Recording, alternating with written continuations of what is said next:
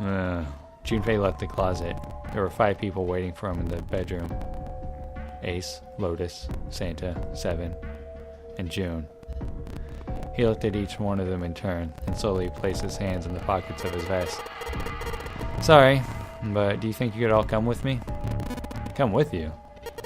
I want all of you to go to the big hospital room. Why? There's something I want to be sure of. What do you want to be sure of? I want to know if the person I suspect is really the culprit. Wait, and you're saying... Yeah, I think I've got it figured out. I know who killed Snake and Clover. The atmosphere in the room changed.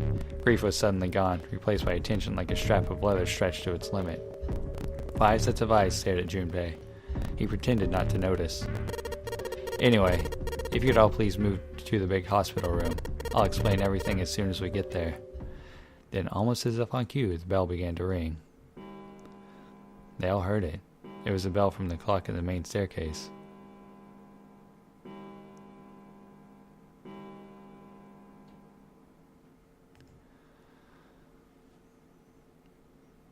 The bell rang 5 times, then ceased. It was 5 o'clock.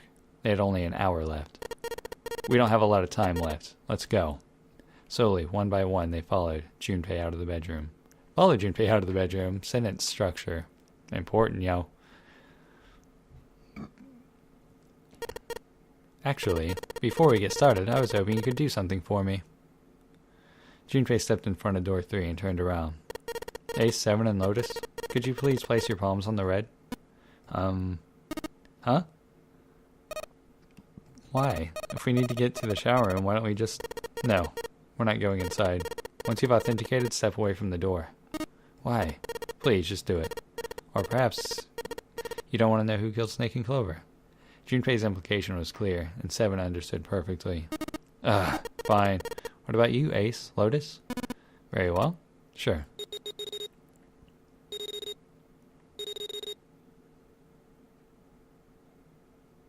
Quickly, they pressed their palms under the red.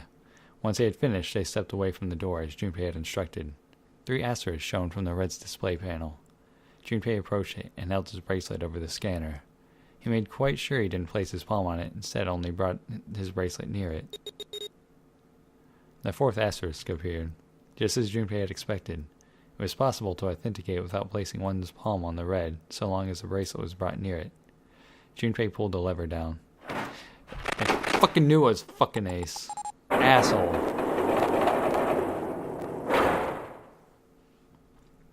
Door 3 opened like a hungry mouth. 9 long seconds had passed. And the door shut, unfed. Junpei walked slowly back to the others, who were waiting some distance from the door, talking to one another. Santa and June had joined them as well. It looked as though they hadn't found a chance to break into the conversation yet.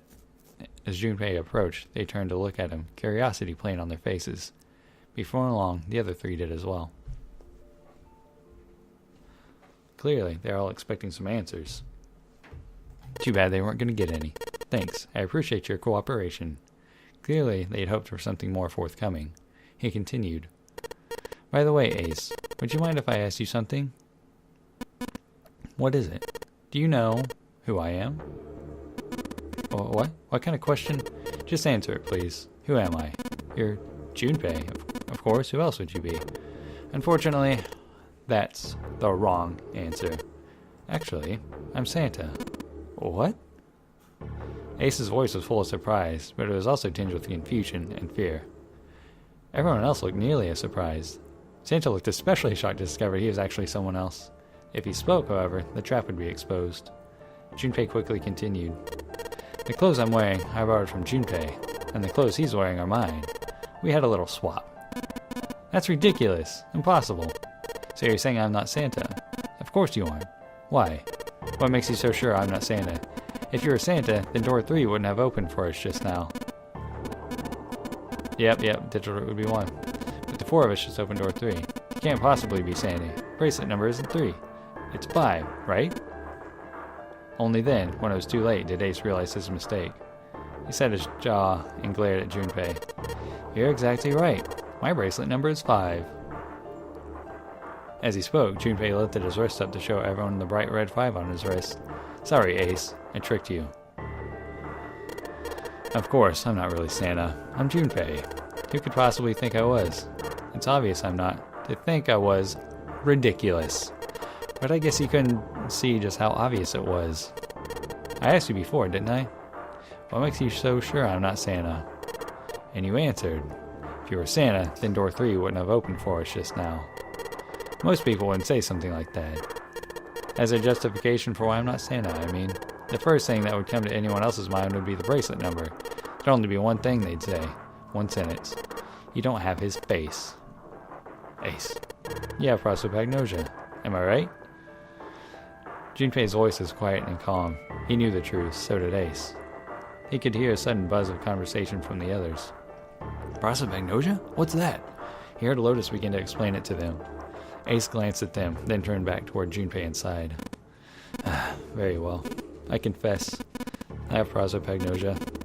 I cannot differentiate human faces. Is that what this is about? You want to mock me for my disorder? No, not at all. I'm not making fun of you at all. In fact, I feel kind of bad for you. Now, the reason I brought this up is that there's an excellent chance the person who killed Snake has prosopagnosia.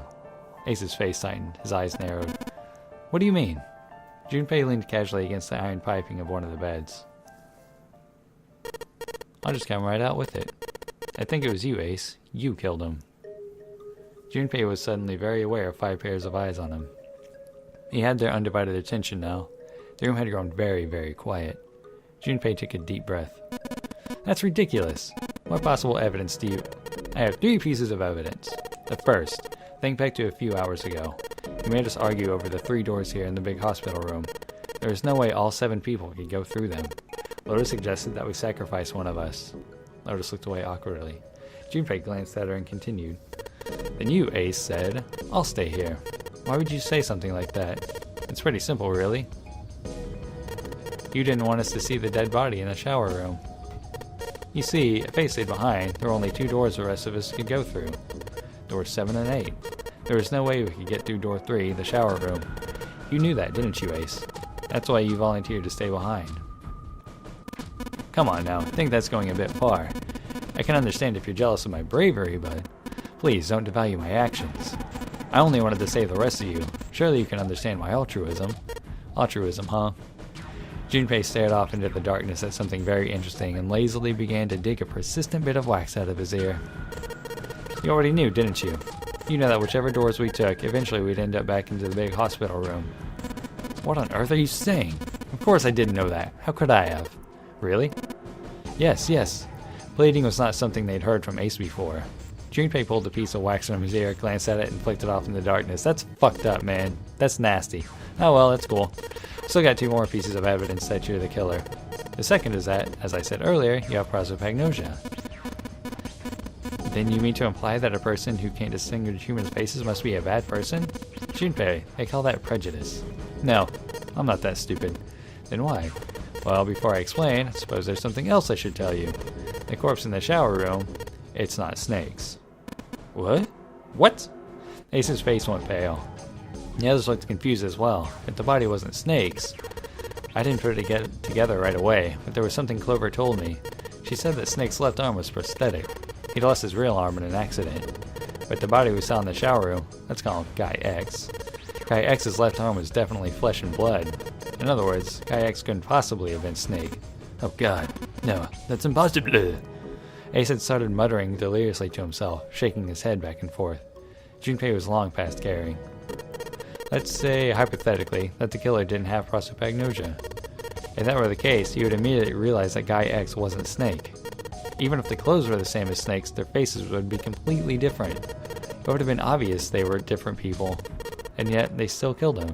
Why? Why would they kill a stranger who'd only just shown up?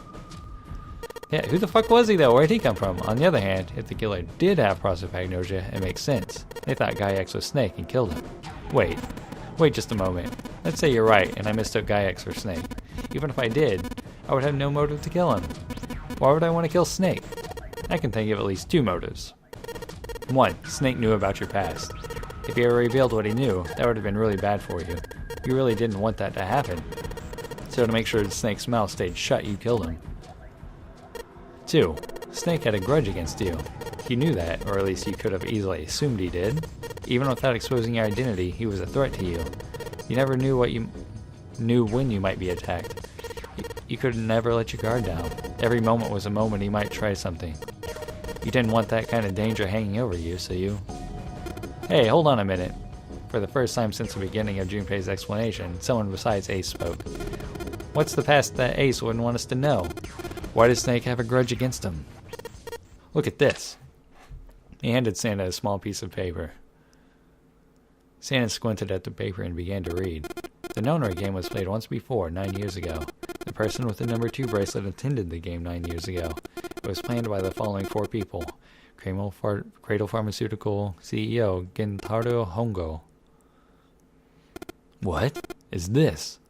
Slowly, Santa looked up from the paper. His eyes met Junpei's. It's a message from Zero. It was in the safe in the first-class cabin. And suddenly... Give me a break. Ace's face was red and shaking, and his voice was full of fury tinged with desperation. That paper is a lie. Someone is trying to frame me. Me? He said me, right? Junpei's eyes narrowed, and the trap began to close. Ace inhaled sharply. His eyes flicked off of Junpei to anything else. Wouldn't that mean that you're admitting you're Hongo, the CEO of Cradle Pharmaceutical? Or am I mistaken? It was as though a switch had been flipped. The color drained from Ace's face, and as he realized what he'd done, his eyes went wide. Very well, I admit that much. I'm certainly the CEO of Cradle Pharmaceutical, Gentaro Hongo. So what if I am? I don't know anything about this Nonary game that supposedly took place 9 years ago. Everything on that scrap of paper is bullshit. Someone is trying to set me up, you see?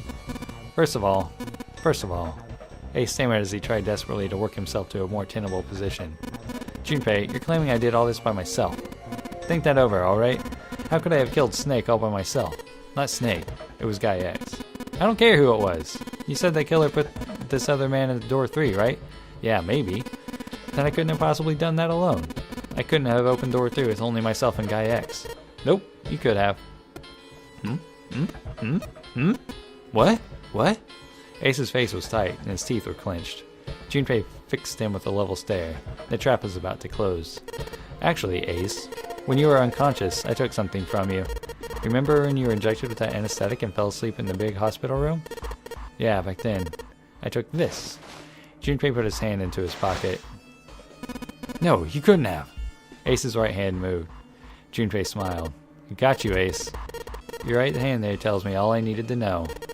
You want to tell me what you were so worried about? What's in your pocket? It's a number 9 bracelet, isn't it? Ace, Guy X, the 9th man's bracelet? That was all you needed to open door 3. That's how you killed Guy X all by yourself, Ace. All you needed was a number 9 bracelet in your chest pocket. Ace lowered his hand from where it had stopped, halfway to his pocket. He looked down at the floor, his face hidden from Junpei. All he could see was a corner of Ace's mouth, twitching like a dying fish. If you want to play innocent, that's fine by me. Go ahead and tell me I don't have the bracelet if that's what you want to do. But if you could take off your coat and hand it to me, I'd really appreciate it. Otherwise, we'll have to take it from you by force. Right, Seven? Yeah, it'd be my pleasure. Seven cracked his knuckles with the sound like gunfire. Ho ho ho ho ho. I imagine. Ace roared with laughter. He threw his arms wide and his head back and laughed, filling the room with sound that scarcely belonged there. Then it stopped. His arms came down, and his head dropped and looked straight ahead at Junpei. Jeez, what the fuck, man? His face was flat and cold, devoid of any emotion. Well done, Junpei. As you so correctly deduced, I have the number 9 bracelet. I retrieved it while we were searching for the missing hardware for the Red. I left the room I was supposed to search and headed to the first-class cabin on B deck. His voice showed no emotion, no sense of remorse or interest. It was almost bored, as though he were reciting an especially dull corporate letter. My purpose was to obtain the number 9 bracelet. 9 is a potent ally in the Nonary game. Adding 9 to any set of numbers won't alter the digital root. Yep. Yeah, I get it. As you can see, 9 is a very useful number here. With it, one can go anywhere, with anyone. So I made for the first-class cabin to obtain it.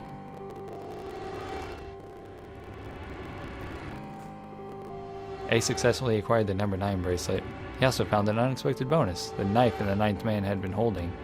He slipped both of them into his chest pocket and left as quickly as he'd come. He walked down the stairs and headed back to where he was supposed to be. That was when he met Guy X and mistook him for Snake. Snake was on his way to a large hospital room, had not noticed Ace behind him. Ace made sure it stayed that way. He followed the man wearing Snake's clothes to door 3. When the man stopped, he walked up behind him quietly and called out, "Snake!" The man turned to look at Ace. He said nothing. No words came out of his half-open mouth. He seemed dazed somehow, almost like a man half asleep. Perhaps he'd been drugged? It didn't matter to Ace. Ace was certain the man was Snake. He knew Snake had been part of the Nonary game 9 years before. Snake hadn't recognized Ace immediately, but he was blind. That much made sense. Why then hadn't Snake said anything to him? Surely he hadn't forgotten what had happened to him in the Nonary game, but not once had he attempted to confront Ace. Perhaps his lack of sight had prevented him from recognizing Ace. Or perhaps Snake had conspired with Zero to deceive Ace. In either event, he was a threat, and it was better to deal with him sooner rather than later. Ace's mind was made up. He moved. He held the number 9 bracelet over the red. Wait, how did he get there? He waved his own bracelet in front of the red and finally grabbed Snake's arm and shoved his hand against the scanner panel. The door opened. Ace threw the man through it. 9 seconds later, the door shut.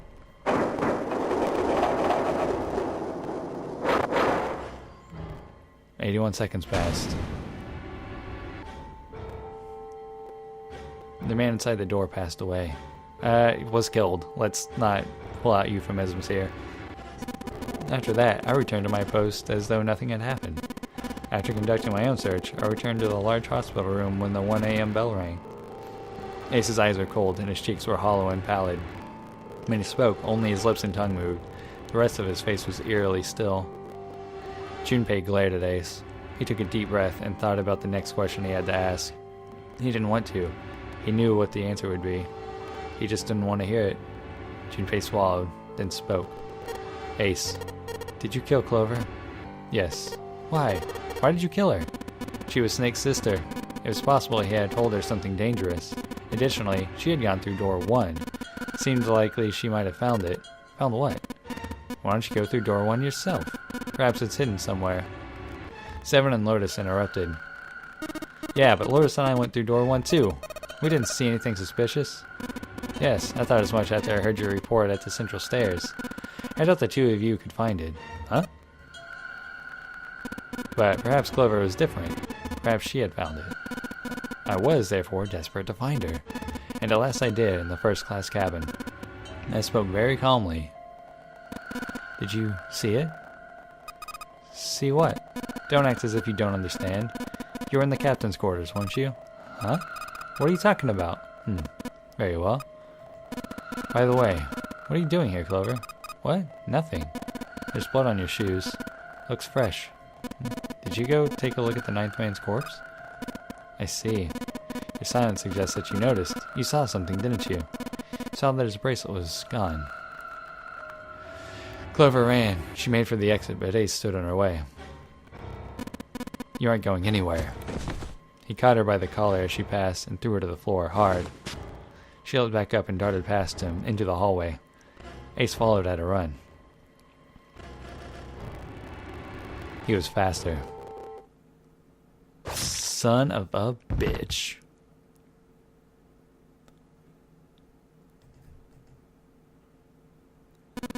That was how I killed Clover. His face hadn't changed. If he felt guilt or remorse or anything one might feel after taking the life of another human being, it didn't show. "You son of a bitch!" Seven's whole body trembled with rage, and his voice rumbled with hate. Santa's eyes were bloodthirsty, and Lotus and June's faces were distorted by anger and hatred. Ace looked at them and smiled. It was a cold, cruel thing with no humor in it. He shook his head and sighed. "I admit it. I've lost. I have lost completely and utterly. But don't misunderstand, Junpei. I didn't lose to you. I lost to Zero. Not you. I'm rather disgusted with myself for falling into such a simple trap. And as a trap, make no mistake, I was trapped and manipulated by Zero. The man I killed in the shower room. If he wasn't Snake, then I have no idea who he was. But he was wearing Snake's clothes, and that was no coincidence. He had also been injected with something that reduced his cognition and prevented him from identifying himself or resisting me. And I can't forget the components that were removed from the red before we arrived. I have no doubt that Zero planned all of this. Zero made sure I would kill that man. It follows, of course, that Zero knew everything I would do. That I would try to take the number 9 bracelet. That I would try to kill Snake. Everything. Suddenly, Junpei remembered the paper he'd found in the safe. He remembered the last word Zero had written on it.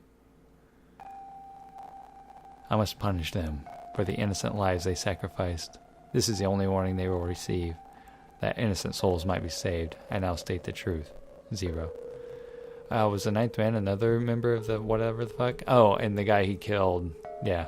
And remember the other words. Words he'd heard from Clover.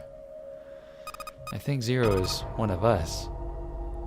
One by one, Junpei looked at the 5 people standing in front of him. Ace. Santa. June. 7. Lotus.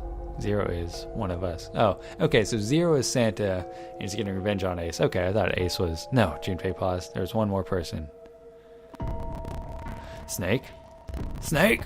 Snake! It was clear now that the man who died in the shower room was not Snake. That meant that Snake was almost certainly still alive. Perhaps Snake was Zero. Perhaps Snake had made Guy X wear his clothes so they would appear to be dead. Where was Snake now? Perhaps he was somewhere, laughing at them. If he was Zero, surely he had lied about many other things. I don't think he'd put his sister in danger like that. Was he watching them? That's funny, because he's blind, you ass.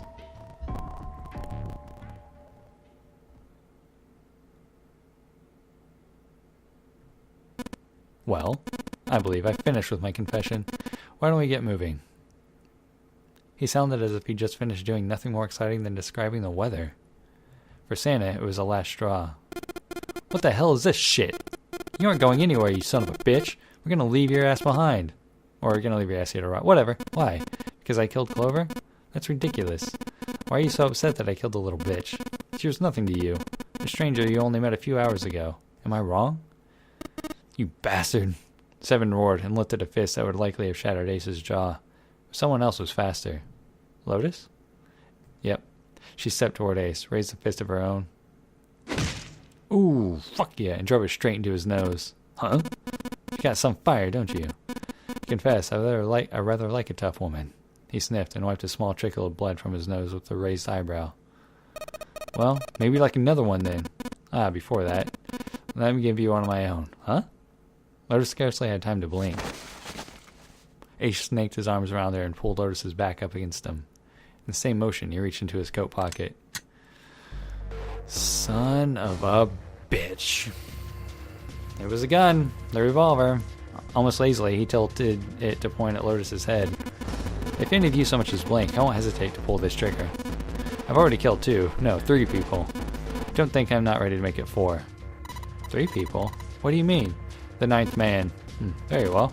Let me take this opportunity to illuminate you. The person who killed the 9th man was me. Although I suppose, to be more accurate, I encouraged him to get himself killed. While we were examining the main staircase, he came to me and told me his name. I recognized it at once, so I gave him a little push. Just a little white lie. It seems the settings for the dead were altered. Now it only requires a single person to deactivate the detonator in the bracelet. Investigate what's beyond door 5. We'll meet again later. Okay, have a good one, guys. I'm going up ahead now. Well then. Shit! Why isn't it stopping? God damn it! You lied! Open the door! Please! I'm begging you! Help me! Please, get me out of here! Get me out of here! Oh my god, there's no time left! Listen! I was lied to! He lied to me! He put me in here! It was him! He killed me! It was him! Yeah. I'm no voice actor. I admit it. I don't care. Whatever. I had 4 reasons for killing him. 1. As I said before, in the Nonor game, the number 9 bracelet is of utmost importance. If I had allowed him to keep such a useful tool, he, or it, would become a threat to me. As such, I decided that he should be eliminated early on. 2. I wanted the number 9 bracelet. If I could manage to obtain it, I would be able to manipulate the game as I saw fit. I would be unable to acquire the bracelet unless its owner was dead. 3. Even setting aside his number, he would have been nothing but trouble for me. He was aware of my past. He knew what happened here 9 years ago. It was important that I eliminate him before he was able to disseminate this information. 4. Lastly, I wish to conduct a simple test. A test to see if this Sonrai game was serious or a poor attempt at a joke. I needed to be quite sure. As such, I encouraged him to act against the rules so that I might observe their outcome. Junpei glared at him. I don't get your third motive. What the hell happened 9 years ago? Didn't I say? The Sonrai game was played. I planned it out and I conducted its execution. Why? What on earth was that supposed to do? I don't really think I have any obligation to tell you that. Ace smirked. He was trying to provoke them, and it was working. Although Ace had paid very little attention to Lotus after catching her, the gun had never wavered from her temple. She looked quite pale, and when she spoke, her voice shook. Hey, what's with this gun? Where did he get this? Why don't you tell her, Santa? Santa ground his teeth and glared at Ace. On the other side of door 6, we found the gun in the coffin in the cargo room, right? The bastard must have grabbed it when we weren't looking. Indeed I did. That was a pretty serious mistake, you know. Just saying you intended to leave it behind? Ace laughed, a short, derisive snort, and gave Junpei a sickeningly pitying look. Sickeningly pitying look? Whatever. Well, there isn't much time left. I'll be off then. What? Where are you going? Do I really need to explain? I had assumed it would be obvious. I have the number 9 bracelet, and now I have Lotus. Yep. Wasn't there a door with a 9 on it in the room that looked like a church? That's where you're going, isn't it? And how do you know that? Santa told me about it while we were looking for Clover. I see. Well, you are correct. That is my destination. But now I must say goodbye to all of you. And please, don't forget my warning. Move and I'll pull that trigger. That trigger. Yes, that one, not this one. I don't need her alive to open the door, you know. As he spoke, Ace began backing toward the door, practically dragging Lotus behind him. Junpei, Santa, June, and 7 stood, frozen. Ace had the face of a man gone mad. They had no doubt he would pull the trigger. Ace had reached the exit. He forced Lotus to open it, and then turned and addressed him once more. Goodbye. And he stepped through the door. Fucking asshole. It fell shut. In the blink of an eye, they were gone. As soon as Ace and Lotus were gone, Junpei and the others leapt for the door in pursuit of Ace. But as Junpei laid his hand on the doorknob, there was a noise behind him. He looked over at his shoulder. Fuck. June was kneeling on the floor, breathing heavily. Hey, June, what happened? Are you alright? Santa ran to June and wrapped his arm around her before she could collapse all the way. Jesus, you're burning up. Your fever's back. Are you okay? June's fever had returned, again for no apparent reason. Her eyes were watery and her eyelids dropped. Her breath came in dry, shallow gasps. I'm okay. Really, I'm fine. You should be worrying about Lotus. She was breathing hard now, and she could barely summon the strength to talk. Junpei was torn. He couldn't leave June alone in the state she was in. But every moment they waited, Ace was farther away. Lotus's life in his hands. What was Junpei supposed to do? June's eyes drifted to Junpei's. She managed to muster a weak smile. Jumpy, don't worry about me. I just need a little rest. I'll be fine. Don't you remember? I just needed to rest a little bit last time. So please save Lotus. Think about what Ace has already done, Junpei. When he's got what he needs from her, Lotus, you really think he's gonna let her go? Just walk away? God damn it. You guys go on ahead. As soon as June starts feeling better, we'll follow you. Go! Junpei looked at June. She nodded once. She couldn't manage much more. But it was all the confirmation Junpei needed. His resolve was set. All right. Come on, 7. We're going after Ace. Hell yeah. Santa, you take good care of June. I'm trusting you. Santa nodded. Junpei turned, and before he had a chance to change his mind, and started running toward the door. He could hear 7's heavy footsteps behind him. Let's go. Junpei and 7 exploded into the hallway, their feet pounding the metal floor as they ran.